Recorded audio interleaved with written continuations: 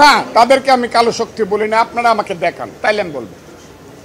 যদি কেউ প্রমাণ দিতে পারেন তারা কালো শক্তি, তাইলে আমি, যদি তারা আমার সামনে আসে, আমি বলবো yes, I do agree with you এবং I pray to you, please pardon me, আমাকে মাফ করুন।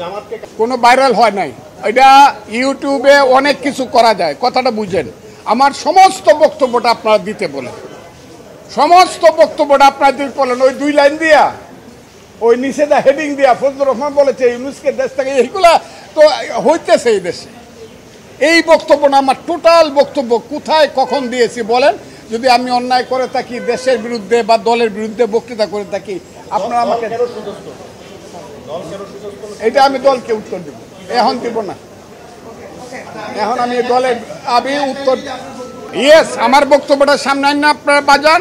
যদি আমার কোনো ভুল হয়ে থাকে, কেউ হয়ে থাকে, আমাকে বুঝাইতে পারে যে এখানে আপনি ভুল কইছেন, তাইলে আমি সঙ্গে সঙ্গে হাত জোর করে মাফ করব। এটা আমার ধন্যবাদ আমার নিরাপত্তার জন্য। কিন্তু পুরা বক্তব্যটা বাজাইতে হবে, আমি কি কইছি পুরা। ওই একটা ইউটিউবের একটা লাইন বাজায় হবে না।